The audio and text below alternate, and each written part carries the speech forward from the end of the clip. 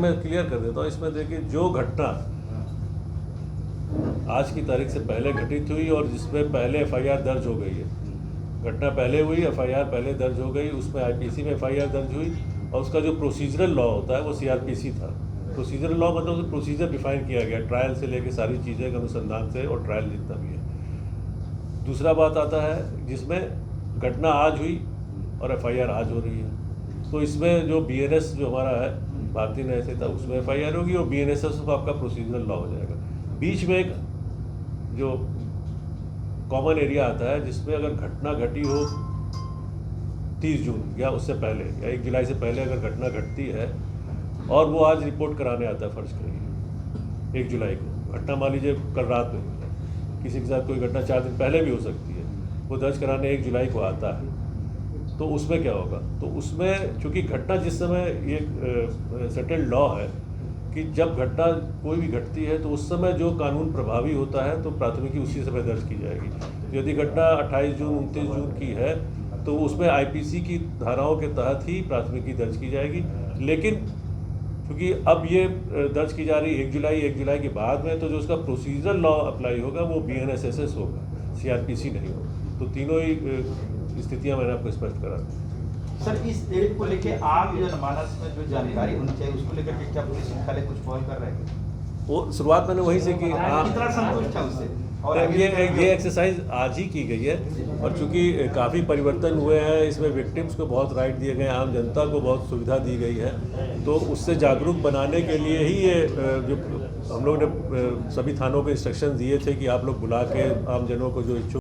FIR number 144/2024 है, गया rail थाना जो कि पटना रेल जिला अंतर्गत आता है, उस पर ये अभी जो हम लोग के पास सूचना आई है, क्योंकि लगातार एफआईआर दर्ज हो रही है, लेकिन जो मुख्यालय को सूचना उपलब्ध कराई गई उसके हिसाब से प्रथम जो एफआईआर है वो ये है, जिसके बारे में आप लोग को और विस्तार से जानकारी देंगे।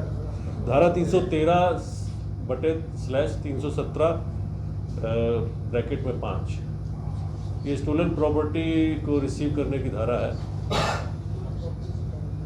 तो ये 2 लोगों की इसमें गिरफ्तारी भी की गई है। ये लोगों को प्लेटफॉर्म से गिरफ्तार किया गया था और ये इन्होंने स्वीकार भी किया कि इनके द्वारा चोरी और इस तरह से लूटपाट की जाती रही है। और आपको प्राथमिकी की कॉपी भी होगी तो हम आपको सर्कुलेट कर देंगे। That's all I have to say. अगर आपको कुछ पूछना। ये घटना सर आज 1 जुलाई को जो हुई होगी उसी अगेंस्ट बना एफआईआर हुई होगी? हाँ, ये घटना आज टोटल आज कितने हुए, एनी आइडिया?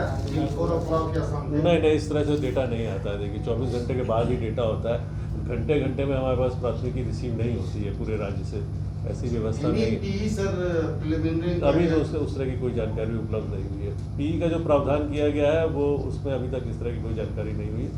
देखिए सीसीटीएनएस में अपलोड होता है, आजकल तो एफआईआर सारी ऑनलाइन हो जाती है, तो किंतु जो मुख्यालय में रिपोर्ट आती है वो इस तरह से नहीं आती कि कोई एफआईआर दर्ज हो तो तुरंत हमको सूचना मिल जाए, लेकिन 24 घंटे में जब जितनी एफआईआर होंगी तो आ जाएगी। तो आज सर सारे तो थाना जितने हैं सारे सीसीटीएनएस से कनेक्ट हो चुके हैं आज? हाँ, बिल्कुल हो चुके हैं। Everything will be available? लेकिन हाँ, ऑनलाइन हो जाता है, लेकिन तो थोड़ी टाइम लैग रहता है। देखिए जब एफआईआर होती है ना तो उसको भरने में, उसका प्रपत्र भरने में, सारी चीज़ें करने में, ऐसा नहीं है कि एफआईआर हुई और तुरंत उसको थोड़ा टाइम लगता है। और ये फॉरेंसिक जो आपके मूविंग जो ये हैं सर व्हीकल्स जो हैं, हाँ। मोबाइल वैन जो है वो कितने हैं टोटल अभी? वो देखिए हमारे पास रीजनल सेंटर्स भी हैं और मोबाइल वैन तो हमने जो हमारे पास संसाधन जितने उपलब्ध थे उनको ब्रेकअप करके हमने सभी 40 ज़िले में mobile van with human resources और जो भी मटेरियल रिसोर्सेज एफएसएल के लिए चाहिए उसके साथ हम लोगों ने डिप्यूट कर दिए। हर ज़िले में अलग अलग सेपरेट कर दिया गया है। और लेकिन जैसा मैंने पहले भी कहा कि इसमें अभी चूँकि केसेस जो रिक्वायरमेंट है वो बहुत ज़्यादा है, इसमें 7 साल या 7 साल से अधिक जो भी अपराध आएंगे जिनमें सज़ा होती है उनमें हमको एफएसएल की टीम भेजनी है। फ़र्ज़ करिए एक ज़िले में आपने तो देखते हैं बिहार में जो अपराध होता है उस हिसाब से अगर फ़र्ज़ करिए अगर एक दिन में इस तरह के 3-4 अपराध अगर हो जाएंगे तो एक ही मोबाइल वैन को हमको सब जगह कवर करना पड़ेगा एंड इट इज़ मैंडेटरी, इसमें कोई वो नहीं है। तो आगे वाले समय में हम लोग इसको बिल्डअप करेंगे और इसके लिए 5 साल का प्रावधान किया गया है। कानून में ही प्रावधान है कि 5 साल के बाद तक ये जो कैपेसिटी बिल्डिंग है, इंफ्रास्ट्रक्चर है या जो भी ज़रूरतें उसको पूरी कर ली जाएगी ताकि इस तरह के सभी अपराधों में, और उसमें मैंडेटरी कर दिया कि एफएसएल का विजिट होना चाहिए, उनकी रिपोर्ट होनी चाहिए। सर कानून तो बदल दिए गए, धाराएं भी बदल दी गई, कार्रवाई का तरीका भी बदल जाए, लेकिन माइंडसेट का कब तक चेंज होगा? क्योंकि लगातार ये शिकायतें आ रही है कि FIR लॉस नहीं किए जाते, नहीं लॉस करने के एवज में SSP ने कार्रवाई भी की। लोगों की शिकायत जो है वो पुलिस पदाधिकारी एक बार मुख्यालय से भी बैलेंस लौटना पड़ता है लोगों को। नहीं देखिए, शिकायतें दर्ज कराना है। मैं देखिए जन शिकायत भी देखता हूँ व्यक्तिगत रूप से और पब्लिक से मिलता भी हूँ। तो जो आपकी शिकायत है ना, वो मतलब मैं उससे बहुत सहमत नहीं हूँ, क्योंकि मैं आपकी जो ऑब्जर्वेशन में लेट मी कंप्लीट में बताता हूँ। तो मेरे पास जैसे जितने लोग आते हैं ना, उसमें अधिकांश लोग आते हैं कि केस में कार्रवाई नहीं हुई, गिरफ्तारी नहीं हुई, या इस तरह की बात होती है, इनको कोई परेशान किया जाता है, कुछ भूमि विवाद से संबंधित आते हैं। आप समझिए FIR नहीं दर्ज करने के मामले बहुत ही नगण्य आते हैं। ये बात आप काफ़ी समय से इसमें जुड़े हुए, मैं भी, मेरे को भी टाइम हो गया है नौकरी में, लेकिन आप देखिएगा कि जो 20 साल पहले स्थिति थी उसमें 10 साल पहले और परिवर्तन आया। आज की तारीख में मैं ये नहीं कह रहा हूँ कि चीज़ें परफेक्ट हो गई है, nothing is perfect in the system as of now, मैं ये नहीं कह रहा हूँ, लेकिन चीज़ों में इम्प्रूवमेंट बहुत पहले से हुआ है। और नए कानून में देखिए जो 0 FIR को भी स्टेचुरी कर दिया गया है, तो 0 FIR दर्ज करने का भी प्रावधान है। तो अभी किसी प्रकार से कोई मना नहीं कर सकता। हाँ, सिस्टम में यदि कोई गलती करता है, इस तरह की कार्य करता है, तो अब निश्चित रूप से जैसे आपने उदाहरण दिया SSP ने कार्रवाई की होगी, तो FIR दर्ज करना तो जरूरी। हाँ, वो तो अनुसंधान में आएगा कि केस सत्य है या गलत है। अगर असत्य FIR कराएगी तो दर्ज करने वाले के विरुद्ध भी कार्रवाई करने का प्रावधान है।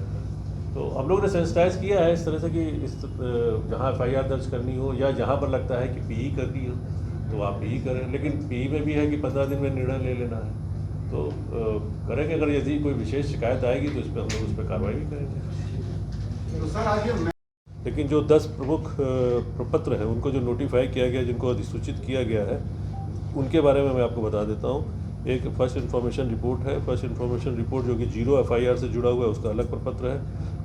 PE का इसमें प्रावधान किया गया है, इस कानून में प्रिलिमिनरी इंक्वायरी का प्रावधान किया गया है, उसका प्रपत्र है। तो इसका नॉन कॉग्निजेबल ऑफेंस, जो असंज्ञेय कोटि के अपराध होते थे, उनके लिए नया प्रपत्र निर्धारित किया गया है। फाइनल फॉर्म, जो अनुसंधान के बाद सबमिट किया जाता था, फाइनल फॉर्म, उसका प्रपत्र है। सर्च और सीजर मेमो है। अरेस्ट कोर्ट सरेंडर मेमो है।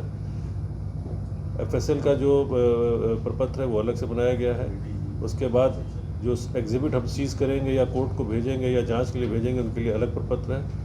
और अरेस्ट के संबंध में, अरेस्ट के में भी इसमें काफ़ी चेंजेस हुए हैं। सर्च और सीजर के संबंध में BNSS में काफ़ी परिवर्तन हुए हैं। इसलिए जहाँ पर अधिक परिवर्तन हुए हैं और चीज़ों को एक तरफ से नए सिरे से लागू किया गया, उनके संबंध में हम लोगों ने नए प्रपत्र निर्धारित किए गए थे और उसको सरकार द्वारा अधिसूचित किया गया है। इसी की कड़ी में जो धारा 37 है, भारतीय नागरिक सुरक्षा संहिता, जिसको शॉर्ट में BNSS कहते हैं, उसमें प्रावधान किया गया था कि पुलिस मुख्यालय और प्रत्येक जिला में एक नियंत्रण कक्ष की स्थापना की जाएगी। तो नियंत्रण कक्ष तो हमारे पास पहले से है, लेकिन इसका आशय ये था कि इसमें 2 पदाधिकारियों की तैनाती की जाएगी। सब इंस्पेक्टर और ASI रैंक से होने चाहिए या उससे ऊपर व्यक्ति के पदाधिकारी हो सकते हैं, क्योंकि गिरफ्तार करने वाले जो भी, यदि 24 घंटे में जो भी गिरफ्तारी होती है उसके संबंध में वो लेखा जोखा रखेंगे और जिला मुख्यालय और थाने के बाहर इसका प्रदर्शन किया जाएगा एक जगह पट्टिका के रूप में या जो भी किसी भी माध्यम से, कि पिछले 24 घंटे में किन किन लोगों को गिरफ्तार किया गया है, किस उद्देश्य से गिरफ्तार किया गया। तो उसका भी नोटिफिकेशन जो है वो जारी किया जा चुका है। उसकी भी, तो ये एक नई चीज़ थी जो पहले वाले कानून में नहीं थी। इसके संबंध में भी अधिसूचना राज्य सरकार के द्वारा जारी की जा चुकी है।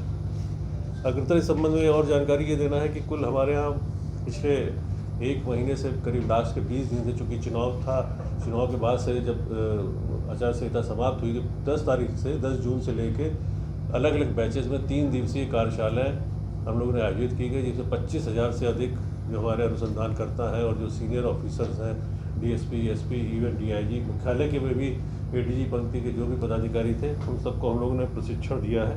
3-3 दिन का प्रशिक्षण था और 5 बैच में इतने लोगों को प्रशिक्षण दिया है। कुछ लोग हाइब्रिड मोड में किया गया था। हाइब्रिड मोड मतलब कुछ लोगों ने खुद उपस्थित होकर ये प्रशिक्षण प्राप्त किया और कुछ लोगों ने VC के माध्यम से प्रशिक्षण प्राप्त किया था। तो जो एक प्रारंभिक प्रशिक्षण था और फिर उसके बाद एक बुकलेट भी जारी की गई थी पाठ्यक्रम के संबंध में, वो भी सभी थानों को सॉफ्ट कॉपी उपलब्ध करा दी गई थी। तो इस प्रकार से मुख्यालय के स्तर से जितनी भी जानकारियाँ क्षेत्रीय पदाधिकारियों का या थाना स्तर को दी जा रही थी, वो हम लोग ने कर दी है। और आने वाले समय में धीरे धीरे इस संबंध में और भी जो जानकारियाँ हैं वो उपलब्ध कराई जाती रहेंगी। तो जहाँ तक आज से जो कानून नया लागू हुआ है, इस संबंध में हमने जो कार्रवाई की है उसके संबंध में ही आप लोग को जानकारी देनी थी। एक प्रश्न बार बार ये आ रहा है तो कि पहली एफआईआर कौन सी हुई, ये लोगों के बीच में कौतूहल का विषय बना हुआ है। तो अभी तक जो हम लोग पास जानकारी प्राप्त हुई है तो उस हिसाब से पहली जो एफआईआर हुई है वो जीआरपी थाने में हुई है। रेल जिला पटना के अंतर्गत जो गया जीआरपी थाना है उसमें प्राथमिकी संख्या 144/2024 दर्ज की गई है। धारा 313/317(5) के अंतर्गत ये प्राथमिकी दर्ज की गई है, जिसमें 2 अभियुक्तों के विरुद्ध उनको गिरफ्तार किया गया है और उनके पास से चोरी का सामान और पहले लूटा हुआ सामान बरामद किया गया है। इसके ये आप लोग को हम सर्कुलेट कर देंगे। जुलाई से जो हमारे 3 क्रिमिनल लॉज थे उनमें परिवर्तन हो गए हैं और जो नए कानून है वो आज से प्रभावी हो गए हैं और उसी के दर्ज आगे से जो प्राथमिकी है इन्हीं नए कानूनों के प्रावधान के तहत दर्ज की जाएगी और उसका जो अनुसंधान है या जो भी उसकी प्रोसीजरल लॉ है, जो पहले सीआरपीसी जो शॉर्ट में बोलते हैं भारतीय नागरिक सुरक्षा संहिता, उसके तहत किया जाएगा। और भारतीय साक्ष्य अधिनियम जो पहले इंडियन एविडेंस एक्ट था उसको भारतीय साक्ष्य अधिनियम 1872 की जगह अब 2023 कर दिया गया है। तो इन तीनों कानून में जो परिवर्तन हुआ उसके बारे में पहले आप लोगों को बताया जा चुका है और इसके संबंध में यहाँ से हम लोग ने काफ़ी ट्रेनिंग भी दी, उसके बारे में मैं विस्तार से बताऊँगा। तो आज से प्रभावी हो गए हैं सभी थानों को। इस संबंध में हम लोगों ने यहाँ से निर्देश दिया गया था कि इसके संबंध में एक कार्यक्रम आयोजित करेंगे। तो जो भी हमारे 1300 लगभग थाने, उन्होंने आम जनता को जागरूक बनाने के लिए, उनको अवेयर करने के लिए इन कानूनों के संबंध में क्या क्या नए प्रावधान आए हैं, उनके क्या हित हैं और एज जो एक्यूज्ड हैं उनके बारे में, और जहाँ तक विक्टिम है, विक्टिम के भी क्या अधिकार हैं उनके बारे में जानकारी देने के लिए एक कार्यशाला तरह की एक जागरूकता का अभियान चलाया गया। और उस संबंध में सभी थानों में लोग उपस्थित भी हुए। जो महिला पदाधिकारी थानों में थे, महिला पदाधिकारियों के द्वारा महिला अत्याचार या महिलाओं से संबंधित जो भी अपराध हैं उनके संबंध में भी उन लोगों को जानकारी दी गई। और इस संबंध में जो हमारी साइट है, बिहार पुलिस की साइट है, या थानों का जो भी सोशल मीडिया नेटवर्क है, उस पर उन्होंने वीडियो और फोटोग्राफ्स भी अपलोड किए हैं। तो प्रथम चरण ये था कि लोगों को भी इस संबंध में जागरूक बनाना और उनको उनके अधिकारों के बारे में और नए कानून के बारे में जानकारी उपलब्ध कराना। तो इस तरह की जो ये बुकलेट आई थी, इसको हम लोगों ने सर्कुलेट किया था, जिसमें जो पूरे कानून तो नहीं, जो मुख्य जो बातें हैं कानून, क्योंकि आम जनता से जुड़ी हुई है, कोई मतलब इसको उस तरह से नहीं कि किस सेक्शन में क्या दिया गया है, वो तो पुलिस का काम है, लेकिन नागरिकों के पॉइंट ऑफ व्यू से, नागरिकों के संबंध में क्या क्या चीज़ें हैं, उनको एक बुकलेट के फॉर्म में सभी को दिया गया था। और उन्होंने इस तरह से आम नागरिकों को, जो भी लोग उपस्थित हुए अपनी स्वेच्छा से, अब धीरे धीरे आप लोग के माध्यम से ये चीज़ें आएंगी, चैनल्स में आएंगी, प्रिंट मीडिया में आएंगी, इलेक्ट्रॉनिक मीडिया में आएंगी, और धीरे धीरे जैसे बातें आगे बढ़ेंगी तो आम जनता को भी इस संबंध में जानकारी उपलब्ध होती रहेगी। और जैसा कि कानून आज से चालू हुआ है तो कुछ समय ज़रूर अवश्य लग सकता है, हमको भी समझने में और आम जनता को भी समझने में। तो लेकिन ये प्रक्रिया हम लोग चाहते हैं कि जितनी जल्दी जो गैप है वो पूरा हो सके, उसी के प्रयास के लिए ये किया गया। एक इसमें महत्वपूर्ण बिंदु है, जो नया कानून आया है जिसमें FSL को, जो फॉरेंसिक साइंस और डिजिटल एविडेंस की जो बातें हैं, उनको बहुत ज़्यादा महत्वता दी गई है। इसमें प्रावधान किया गया है कि 7 साल या 7 साल से जो अधिक के अपराध हैं जिनमें सज़ा हो सकती है BNS के अंतर्गत या अन्य किसी भी एक्ट के अंतर्गत, नॉट ओनली BNS, यदि किसी एक्ट में ऐसा कोई अपराध होता है जिसमें 7 या 7 साल से अधिक की सज़ा का प्रावधान है, तो वैसे सभी अपराधों में फॉरेंसिक जो टीम है हमारी, उसको घटना स्थल पर जाके उसका निरीक्षण करना है, मुआयना करना है, और अग्रता जो साक्ष्य है उसको एकत्रित करना है, संकलित करना है। तो ये कंपलसरी कर दिया गया है। तो हमारे पास जो भी अभी उपलब्ध संसाधन है, उसमें हम लोगों ने प्रत्येक ज़िले में, जो 40 हमारे ज़िले हैं, सब में एक मोबाइल फॉरेंसिक जो टीम है उसको तैनात किया गया है, ताकि इस तरह के अपराध जब भी होंगे तो ये फॉरेंसिक टीम जाएगी वहाँ पर, और जो फॉरेंसिक के प्रावधान किया गया है उसका वो कार्य करेगी। इस पर आगे और 5 साल का टाइम दिया गया है, जिसमें हमारा जो तंत्र है, क्योंकि अभी अपराधों की संख्या, इस कैटेगरी के अपराधों की संख्या काफ़ी ज़्यादा है और हमारे पास जो उपलब्ध संसाधन है उसके अनुपात में नहीं है। तो इसलिए सरकार ने भी इसमें प्रावधान किया गया है कि अगले 5 सालों में इसका जो इंफ्रास्ट्रक्चर है या इसका जो कैपेसिटी बिल्डिंग है फॉरेंसिक के संबंध में उसको कर लिया जाए। तो आगे भी हम लोग इसको जो हमारी टीम है उनको स्ट्रेंथन करेंगे और सेंट्रल लेवल पर भी जो हमारी फॉरेंसिक की लैब है उसको भी हम लोग स्ट्रेंथन करेंगे। रीजनल लेवल पर भी हमारी फॉरेंसिक साइंस की टीम्स हैं, तो पूरे इंफ्रास्ट्रक्चर को इसको और आगे बढ़ाएंगे। किंतु आज की तिथि में जो भी आवाज़ उपलब्ध संसाधन थे उससे हम लोगों ने इसको चालू कर दिया है और सभी जगह मोबाइल वैन जो है उनको डिप्यूट कर दिया गया है और उस पर जो फॉरेंसिक टीम के मेंबर्स हैं सब वो भी वहाँ पे तैनात कर दिए गए हैं। इसी से जुड़ा हुआ एक ये था कि जो नया कानून आया है उससे जुड़े हुए अलग अलग क्या कहते हैं प्रपत्र हैं, फॉर्म्स हैं और उनको लेकर 10 प्रपत्रों को 10 फॉर्म्स को नोटिफाई किया गया है सरकार के द्वारा। इसका नोटिफिकेशन जारी हो गया है, तो उसके संबंध में भी इसमें जानकारी आपको दी गई है। जैसे फर्स्ट इन्फॉर्मेशन रिपोर्ट जो हमारा प्राथमिकी है वो पहले 154 CRPC के अंतर्गत होता था, वो 173 BNSS के अंतर्गत होगा। मैं उसके डिटेल में